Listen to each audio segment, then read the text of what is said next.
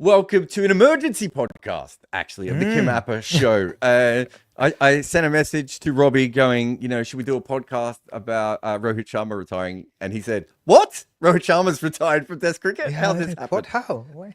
I was really shocked. So I was listening to some of the BBC commentary of the IPL, and they were talking about it. And I literally had to Google it because I didn't believe it. Just seems so weird because why? This is my thinking, and you tell me, maybe I'm wrong. It would have made sense if he said during the Australian series, this is probably my last series. It would have made sense at the end of the Australian series if he said this is the last series. But now it's like he's been thinking about it for months and he's come up with it. It just seems like a really strange time for me to finally make that decision. And I know the end comes when the end comes. Like you and I both know that. But that's why it caught me by surprise. Well, he probably considered all things and probably didn't want to make a decision when emotions were running high in Australia.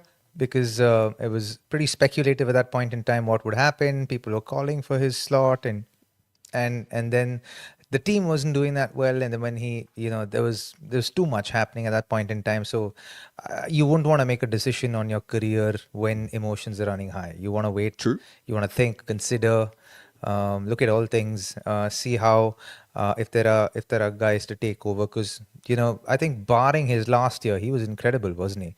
I think we spoke about it, and I think his last year actually had a massive hit on his numbers, so to speak. So he played. You know how it is. I think he never played more than 11 Test matches in any other year, and the 1 year he plays 14 Test matches is when he's in his worst form. Do you know what I mean? Yeah. Like you could be unlucky.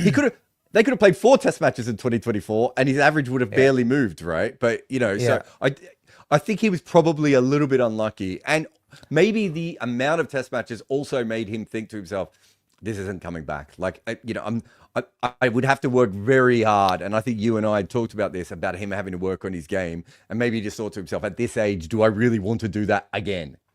Yeah, he would have considered all things for sure, and he would have considered, the team as well, and the youngsters coming through the ranks as well. The next, the next cycle as well, and he would have considered all things. Knowing him as a leader and observing him as a leader, he would have considered all things before making that call.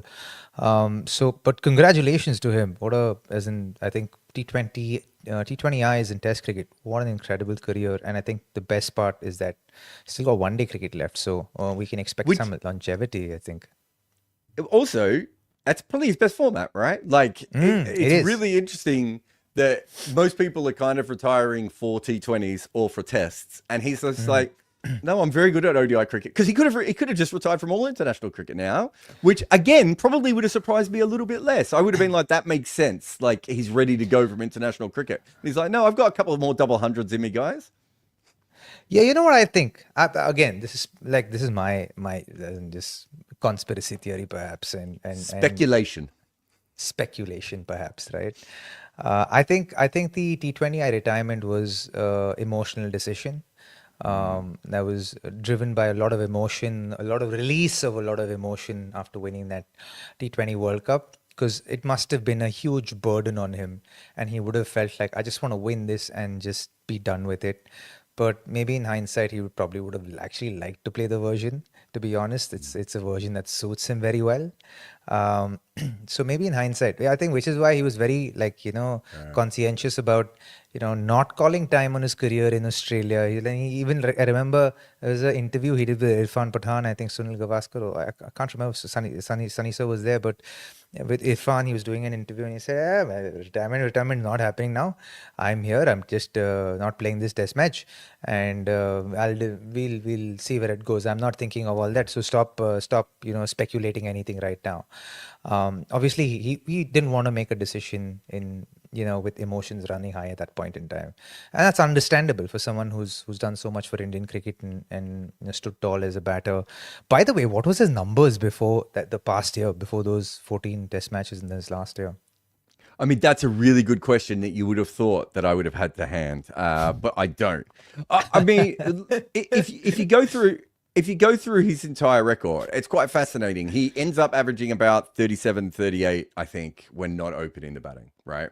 But when he was not opening the batting, it was also the greatest batting era in probably Test cricket history. Like everyone was making runs. Was there, He then starts to open when no one is making runs. And not only does he do that, most Asian openers get a boost from opening at home, right? Because it is a lot easier than it is in some of the other countries. But he was opening at home when the ball was ragging and bouncing sideways in test matches, right? So everything suggests he should have had a better record in the middle than he did at the top. And yet he still ended up with something out there. And I think you would know this. I remember talking to Mark Butcher about this once, where he said he batted at number 6 in a test match. And he was like, this is the greatest thing that's ever happened to me. I had no idea how easy it was to bat at number 6. Why have I been batting, opening the batting or batting at first drop all the time? So he's gone from the easiest position to the hardest position and actually made it work. So even if his numbers don't look exceptional, I think like his batting average is slightly lower than Chris Rogers. When you actually adjust for the wickets that he played on, he's obviously a much bigger impact on games than Chris Rogers. Hi, Chris, if you're watching, but a much bigger impact on Chris Rogers' than someone like him because of the speed that he scored, because of the hundreds, but also because he played on a lot of really, really low scoring surfaces. He did. He did indeed. And I think, India were also going through that phase where they wanted to maximize their chances at home and make it as like, because when we travel, we get wickets that obviously are not conducive to what we used to playing at home. So why shouldn't we prepare wickets that actually turn and help us? But the fact that we play so much cricket, Jarrod, we don't have time to prep for test matches, which is a sad thing, to be honest, especially when you're playing at home, because 2 weeks of practice against spin bowling and when it's ragging can really make you adept with how to navigate through that. And almost all the time over the last, say, 8 years or 10 years, we've had very little time for preparation for any of these tournaments because we're playing cricket through the year. And some of these boys, the all-format boys, play cricket through the year. So they want to be able to rest their mind, rest their body, and give it the time to recover as well. And so, they never really had time, which I think is kind of impacted India's performances at home as well, to his credit, incredible career in Test cricket and in T20I cricket. He's got a little left in him. And this will give and buy him a lot of time to work on his health and his fitness. And I truly hope that he can last up to the next World Cup. It's clear that they want the 50 over World Cup, him and Virat, don't they? Yeah. Right? Why not, right? And why not? No, right? of course. Like, if you think you can make it that extra 2 years, like, why would you not be like, we could do this? Yeah. And you know these guys a little bit more than I do, but I've got a lot of people who've worked with Virat and know Virat quite closely. There's no doubt that he probably had too many things on his plate for a while, right? And now, in what sense? He can. I just think. I mean, RCB used to call him the busiest man in the world, right? Like playing cricket, playing all 3 formats. When he was leading the teams, when he was leading RCB as well, his advertising, his philanthropy, like all things like having children. It's a lot of things, man. To his defense, I think he brought in 95% of RCB's revenue with sponsors. No. But I'm not saying it's a bad thing. What I mean is, but it's just how do you when something goes wrong, right? If something goes wrong in Steve Smith's batting, what's going to happen? He might pay slightly less attention to the mattress company that he owns a percentage of. Do you know what I mean? Like Steve Smith, we both know what Steve Smith's going to do. He will probably just bury himself in the nets for the next 6 months and then come out and try and find his hands again or whatever, all those weird phrases. It's harder when you're Virat and when you're Rohit as well, when you've got all these different spinning plates that you need to do. I just think it's very hard. Whereas now, if that's the goal, right? So World Test Championship for, is no longer the goal, right? So that's fine. That had to be moved aside. The 50 over one is the other thing that they want together, like in there, at the end. You can put all your time and effort, as you said, work on your fitness, work on your skills, do all the little things that you need to do to be able to get yourself to that position. Yeah, and he's got this template down pat, right, as far as one-day cricket's concerned, right? And he's again transformed his template completely from being an accumulator in the first half of his innings to an absolute smasher and rollicker of the ball once he's set, once he goes past his 50. And now he's going all hammer and tongs from the word go and doesn't literally stop. And he somehow found a way at, you know, the back end of his career to able to make that transformation and lead his team almost to a World Cup victory, to an Asia Cup victory, and to a T20 World Cup victory. And he's done it with a lot of panache. You know, he's done it really, really well. So I really think he'll work on his. And now actually will be an interesting time for him, Jarrod, because I think if you think about it, he'll have to find something to do with himself, to be very honest, because he'll have a lot of free time. I'll tell you this actually. I briefly talked to some of his management team about things like podcasts, right, and YouTube channels and all that sort of stuff. And they were like, look, I think, you know, he loves to chat. He might not. Their big thing was he probably didn't want to chat too much specifically about cricket. And I sort of pitched an idea of, is there a way of getting Rohit Sharma in with some of the great leaders, right? Like of businesses, of, you know, political parties, of, you know, other cricket teams or whatever, to talk about leadership and to talk about what motivated them and all that sort of stuff. Because that was the thing he was interested in. But the thing is that he's not the sort of person who's going to, he's not Akash Chopra, is he? He's not going to put on a suit every morning and go in front of a video camera and do 10 minutes on cricket. It's not what drives him. Other things are going to drive him. And as you said, he's got to find that passion as well. Yeah, see, the thing is, you also have to understand mentally and emotionally as a man, as a person, you're going through the hard yards and the rigmaroles of international cricket with the pressures that it comes with, and the scrutiny that it comes with, and the criticism that it comes with when you don't do well, right? And the brickbats and the love when you do well, and it's high emotions, and it fluctuates a lot, right? And it's a lot to deal with, you know. And yes, you're earning your bucks, you're providing for your family, and life's comfortable and all of that. But I think the whole emotional bit kind of saps you, and you really don't want to, you know, unless you're truly passionate about it. Like, say, for example, Ashwin is. He loves conversations. He loves a chat. DK is a lot like that as well. You know, like and someone who likes to, you know, talk about the game. You know, has his perspectives and reads and the way they read the game, and so they love talking about cricket. I think Rohit is, in a lot of ways, perhaps spent. I would imagine even Virat, for that matter, even someone like an MS Dhoni, because they've been there at that highest level, dealing with the stresses of, you know, being the leader of a side or captain of a side, and navigating through, you know, all of those fluctuations of emotions and media and criticisms and brickbats and highs and lows of what an international career comes with. You know, I think when you've dealt with it at that level and that intensity, once you're done, you really want to just kind of close that chapter. You know, and then perhaps, you know, do it a few and far in between, and actually be someone who actually talks about it. For someone like me, I enjoy talking about cricket. I consider myself a student of the game, and I haven't really gone through the rigmaroles of being right at the top of the pinnacle of cricket and going through the emotions of the volatility of emotions, you know. So for me, there's still a lot of energy and still a lot of passion that I possess to talk about the game and continue talking about the game. And I feel a lot of these guys, you know, once they've been there, done that, and they've been through all of this, they feel a little spent, and they were like, we'll talk about it, but, you know, here and there than more, you know, consistently. Well, it's funny because, like, I know it's a slightly different kind of analogy, but Martin Crowe was a massive cricket nerd, right? And spent all of his time, but he actually went out of his way to work outside of cricket after cricket, just because he needed a break from being Martin Crowe, the cricketer. Right. And then he came back and became a big nerd. A couple of people asking us whether we're live. We're very, very live. I don't know if that proves we're live, but I know we're live.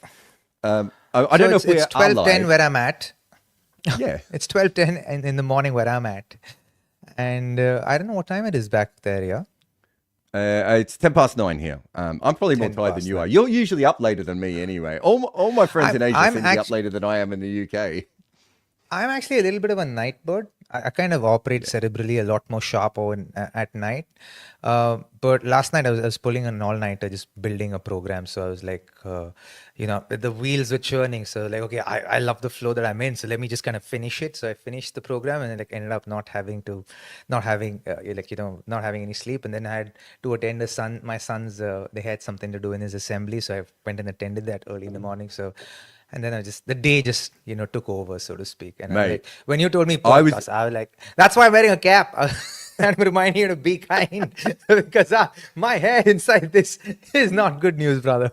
I promise you, man, I was a night owl for years. I used to stay up till like 5, 6, 7 in the morning writing. Yeah. And then I had 3 children and it just will never happen again.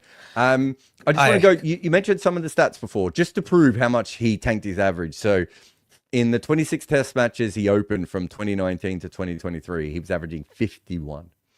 Right. So it really tells you those 14 test matches in 1 year when he was out of form, so out of form that he dropped himself, I think really changed things a little bit. We talked a little bit about how hard it is to go from the middle order, especially for him, the later middle order to the top. But the other thing I think was really interesting is you look at his record, and when the batting average is over 30 in a venue, he was okay. Sometimes he was fine. Overall, he was actually a slight negative, right? When the batting average was under 30, he's like twice as good as the other top 6 players in his game. Yeah, he had this ability. It really did, focus him, didn't it? Yeah. It tends to happen with a lot of players, right? As in, so a lot of players, when they're going through an injury and they've kind of gone through an injury during the course of a game and they have to go out there and bat, you tend to be able to fierce focus a lot more easily for some reason, because I think mentally you kind of find yourself, okay, this is all I can do, and your kind of options reduce. And they thrive. So for one of those guys who actually did exceptionally well in first class cricket was Manish Pandey. On difficult tracks that did absolute crazy things in first class cricket in India, seaming around like damp wicket, and then we've bowled first and we've got them all out, so that dents on the wicket, and that's dried out, and suddenly everyone's just hitting the dents, and like everyone's like being circumspect and fighting it out. Let's bat it out, catching blows. Manish Pandey would go first ball, step out, bang, over mid off. Second ball, step out, bang, over mid on. Third ball comes inside the line, pushes it over for a square leg. So he had this insane ability to do that, and it drives you towards fierce focus, I think. And there are certain things for certain cricketers, and I think that was something with Rohit where I think on tougher wickets he just kind of switched on better, and then I think he fierce focused better, and it was fascinating the way he performed. Oftentimes on tracks that you felt like, okay, it could be a low scoring game, and Rohit, the batters might struggle in this game, he would just turn up, wouldn't he? And I've seen him do that in Australia, where he was pulling Hazelwood and Stark in. And one of the other bowlers, and Pat Cummins, like off the front foot, brand new ball, man, in the first 15 overs, bang, bang, bang, 6. I'm like, dude, this guy is like seeing the ball like a football, man. Yeah, that was always the thing for me. Like, I think Marcus Trescothick is maybe another player that I would compare him to. Of like, bro, you look at Marcus Trescothick's overall record, and you're like, well, he's okay. And there's like, but if you saw Marcus Trescothick on a bad wicket and everyone else on the same bad wicket, Marcus Trescothick looked like a god. Right, and everyone else looked like they didn't bring their bat, and it's what you said before. There are players who could survive on a bad wicket, but these guys aren't surviving. Like, there are times when you're watching Rohit on a bad wicket where it's just like it's almost like it's brought out every single great thing from him, right? And he's exploding. Yeah. And Marcus Trescothick, dude. Guys, if you all don't know him and don't know how he played in the late 90s, early 2000s, just go and have a look at his batting. He was a delight to watch as an opening batter. And when he was on song, as in, if not for his mental health issues, I truly believe he would have been one of the best English cricketers to have come out of England in decades. No, definitely. And very similar too, in that they're both bigger, stronger guys who they're not like Matthew Hayden, where you're watching them whack it. It's almost more about the timing and the stillness at the crease. And anyway, two last things I want to go. There's a couple of good super chats that I want to get to as well. But one thing I want to ask you about, I know you do a lot of stuff now with leadership and, and all this sort of stuff, but we're really talking about him as the batter here, because I think, that's fascinating. Talk me through the mechanics behind how hard it is to drop yourself as a captain of any cricket team because you're in bad form. And then on top of that, to do it when you are the Indian Test captain in a series that is not going well.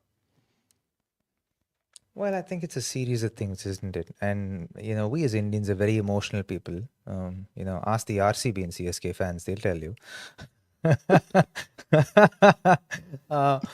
We don't have to. They'll tell us. They'll tell us. Now that we've just said those 2 words, those 6 letters, they'll tell us. And I think that always has an impact on, and he's someone who cares. Cares. You can tell he's someone who wants good things for the teams, and he's an incredible leader, and there's an incredible leadership quality about him that is that exercises inclusivity, and meeting players where they're at and elevating them to where they need to be, and communication was king with him. Always kind of communicated with the players. One of the nice stories that Sanju Samson actually shared with me when we were having dinner once was that he's like, Robert Shaw, he actually kind of in the World Cup. He came after the finals, after the toss. There was conversation between him. There was a narrative that was set for that game that Sanju could play ahead of Shivam Dubey in the finals. And right after the toss, Sanju was asked to be ready, right? And just somewhere instinctively, Rohit didn't feel it. So he finished the toss. India's batting first. He needs to get ready in the next 20 minutes, 25 minutes. He's gone. Straight after the toss, sat with Sanju, sat him down for 10 minutes, almost, I think, apologized to him and made him understand what it was and said, listen, it was just my instinct. It was nothing against you. Just instinctively, I just want to have continuity. And, I know it's a World Cup final. I know you were looking forward to it, but, I hope you understand I was just backing my instinct here and backing my gut. And he sat down and had a conversation with a guy who didn't play a single game in the World Cup, in that World Cup. Didn't need to do it. It's the final. No. All you want to do is win a final. But he actually sat down, took the time out just before he was going out to bat to have that conversation. And that, for me, is pure leadership quality. So that decision to drop himself, obviously there were a lot of narratives that were set at that point in time. Yes, he was not batting well, granted. He didn't have a great year before that. So on some level, he would have thought that, I want to do this because I think it's the right thing to do.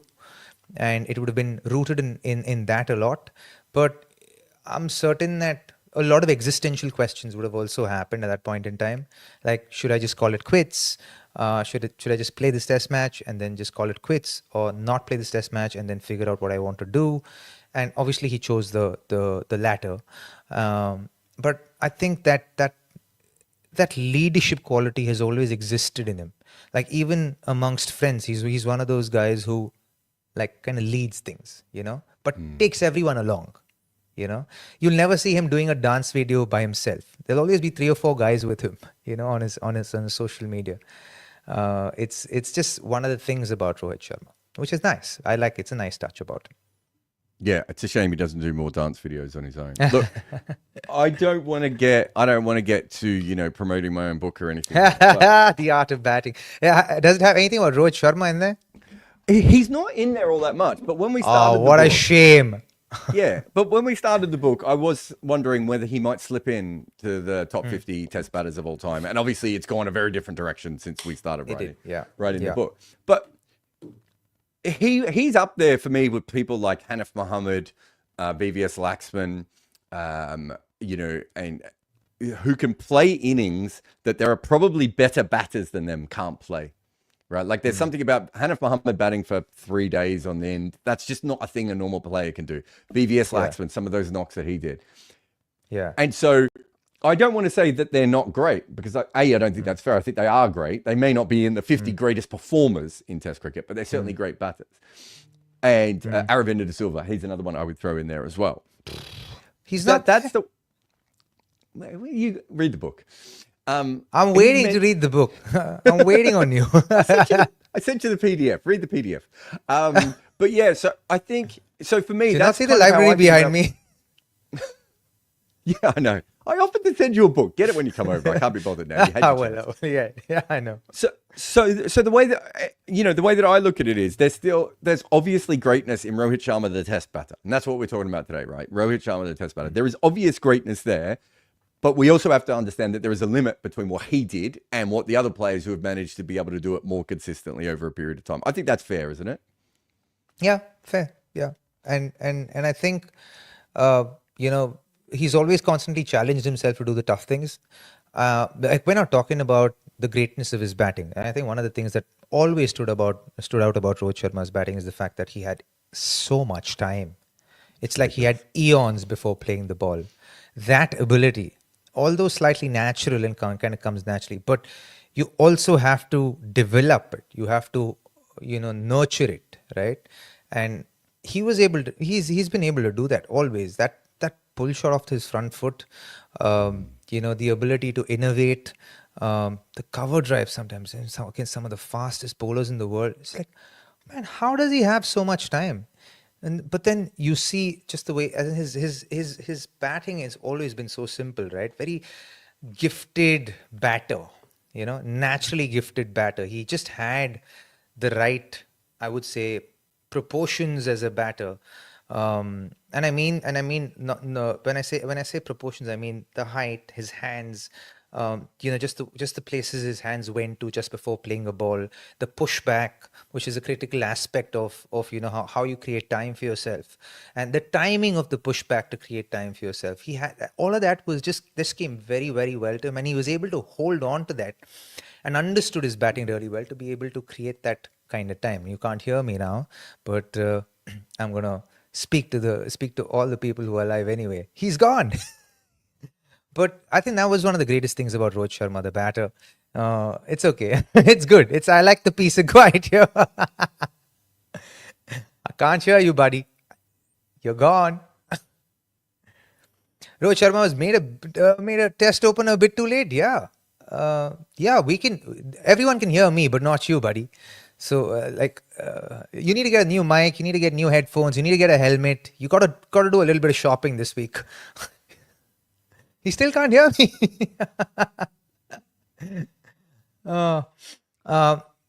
Rohit was made a test opener a little too late. Yeah, well, see, the thing is, if I remember right, I think there was a point when there was a lack of an opener, or an opener was injured, and I think Mahi mentioned to him that maybe you should try opening the batting, and then I said, okay, I'll take it up, and took it up and was able to come off with some incredible runs, and then there was no looking back. And I think the first game he got to open was at his favorite venue in Eden Gardens. So I think that's what happened. So again, Jarrod has gone. He'll come back. But if we can jump to the next question, I do agree. I think he came a little too late. What was it like batting with Rohit during the 200? Oh, very simple, man. It was not difficult whatsoever. Lads, we need punishments for Jarrod and his internet and all of those things that happen with him every single time. This wasn't even my internet. I found a new way to stuff up the podcast, which I'm actually quite impressed with. So what was it like for you to bat with Rohit during his 200? Oh, you digress. Well, I think batting with him that day was incredible, to be honest. As in, I recognized as a cricketer that there were 10 overs to go. He was batting on 150, just gotten 150, and he was dog tired. And it was also his comeback came after an injury, so he was very, very tired. And it was very hot afternoon in Eden Gardens, so he was smashing the ball, obviously seeing it like a football. And I just went up to him and said one thing. I said, dude, Rohit, you're on the cusp of doing something really rare in cricket. Listen, you don't run, don't bother running, right? Keep most of the strike. I'll feed you strike. Let's see where we can go. I told him I really think you can get another double 100. I think if you can just push yourself physically and mentally, I think you'll get there quite easily. So I just fed him strike, and that was the easiest thing to do. And just watch the absolute massacre that he laid on Sri Lanka that day, and some obscene shots that he played. Like he swept one wide Yorker from way outside off stump, just inside the wide line, or maybe outside the wide line, to deep mid wicket for a six, man. Like, oh, just ridiculous batting that day. Insane. Was just phenomenal. Aslan says 3 captains for 3 formats. That's. I think that's a really fascinating one going ahead. But I think we're going to see that more often anyway. I do think that's something that's coming up. Yeah. And I think. Sorry. I think, I wouldn't be surprised if he gives up captaincy. Oh, no, maybe not. Not till the World Cup gets over. He'll want to win that one as well, right? And he'll want to lead that team well as well to another World Cup victory. Because that 2023 World Cup loss for him hit home quite hard, Yeah. But forced. Yeah, so Vegeta's asking if he's been forced out, right? Because he has been talking about how he wants to go and play in England. He's also talked about how he wasn't going to retire in just after Sydney and everything. I would say that I would say that there might be some external pressure, but being that it's happening right now, it would be his decision rather than anything else. That's externally just reading the tea leaves. Yeah. Well, if Vegeta, if what you're saying is true, we'll know in time. He'll probably write a book at some point, so we'll know. Rana says, if Rohit would have started to open for 2014, how different would you? So I missed your answer before, but can I give you my answer on this? Yes, please give your answer. I do think if you look at people like Rohit, Shane Watson would be another one, maybe Justin Langer, that sometimes what happens is, Herschel Gibbs is another one. Sometimes what happens is a player is actually finding themselves as a player. And then when they actually find themselves as a player, the only spot left to bat is open, right? And so they end up opening the batting. And then everyone goes, oh, they should have been an opener earlier. But they're kind of disregarding, actually, maybe they could have made runs at any position at that point. But sure. I'll take, you tell me if you think, if that has anything. See, I can't remember. But when Rohit first opened the batting for India, wasn't it because someone is injured and then he had to come in as a replacement or come in as someone to just take that spot? I was trying to think of that earlier today as well. Yeah. Tell us in the super chats if that's actually true. Yeah, because I remember the Shane Watson one was essentially a similar kind of thing of there wasn't going to be any middle order spots available because there was Clark and Ponting and everyone else, and Hussey were in the middle, and so there was a spot coming up at the top, and everyone suddenly went, oh, he should have always opened. And I'm like, I just think Watto was a better batter now than he was before, and actually probably should have batted further down the order. Didn't that even happen with Simon Katich? Like he was middle order, and then he went up and batted, and he thrived there for a long bit, for a fair bit. And Mike Hussey was the opposite, right? Mike Hussey was an opener, couldn't get in as an opener because they had the openers, and so he made runs in the middle order, and they kept him there. So I think sometimes when you're making runs, you can make runs anywhere. That's not the case for everyone. There are some batters who probably have batted in the wrong position. Right. So yeah, I think that's very, very fair. Okay, what else do we have here? A couple more. Subway Surfer says, it's just a bad success and it's a big overreaction.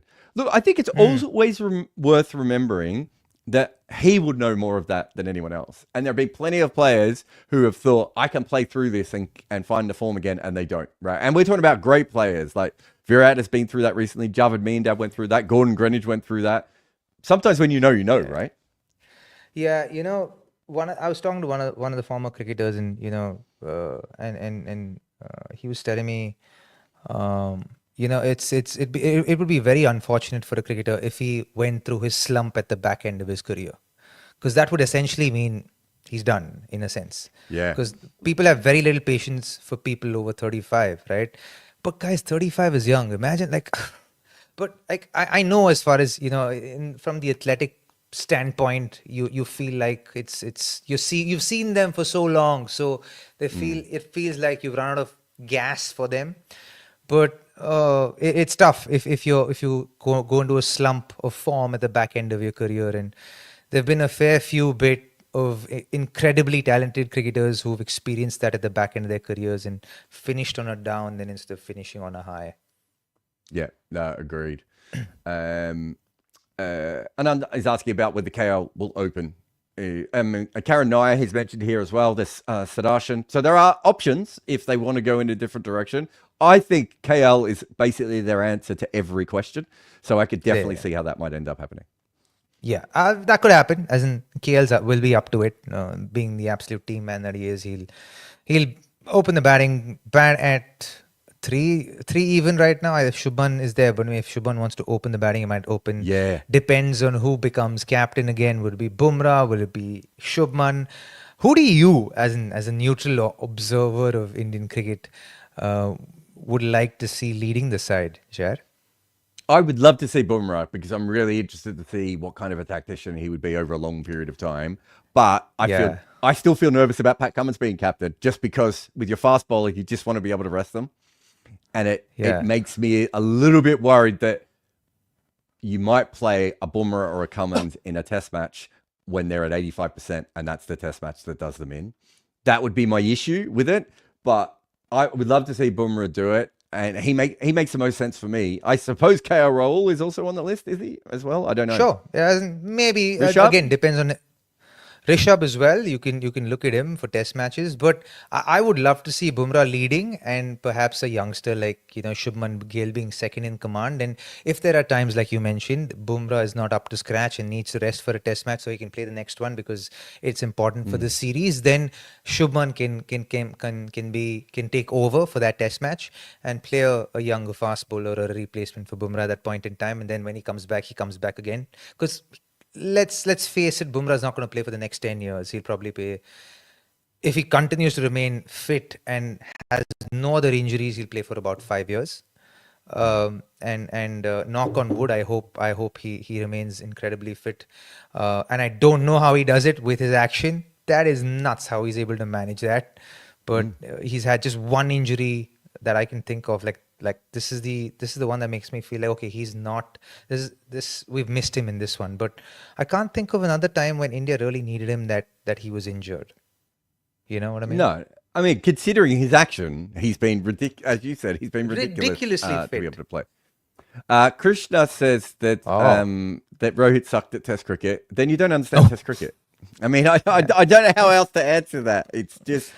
We just said that over, what did I say it was before? 26 test matches opening the batting. When no one in the world was making runs, he averaged 50.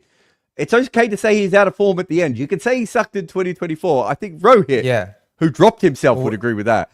Would agree with that. Let's be honest. Absolutely. Yeah. Last one here is Vegeta again. I'm not going to get Robbie off the long run off the other one. Biggest shock here is Gillis Test captain was dropped one test ago. I mean, well, it's not announced, guys. They don't know yet. It's just we're counting our chickens a little too early. Just let's hold our horses a little bit and just kind of wait till the dust settles. It's not even been 24 hours since he's announced his decision. So I reckon they'll figure it out. And there's a ways to go. There's a lot happening in India with the IPL and multiple other things going on right now. So I think let's just kind of wait, I think what Robbie's trying to say, everyone, is that yes, Ajinkya Rahane will be back and will be captaining India in Test cricket. That's the end of the KimAppa podcast today. Emergency one. Do you need me to hold up the sign on that one? Do you need me to hold up just in case anyone yes, just in case. You always have to remember, I live in I'm from India and I live in India and outside. So for me, you always have to hold that placard up, right? I'm not even going to rub it off. It still won't stop people. It still won't stop people from going after me. It's just going to happen anyway. They love it, I suppose. By the way, have you got? Oh, wait. Have you bought your helmet? Anyway, that's the end of the KimAppa podcast. No. We will see you again next time. Robbie needs to go to sleep, everyone. It's quite. Look how tired he is. End of the show. We'll see you next time.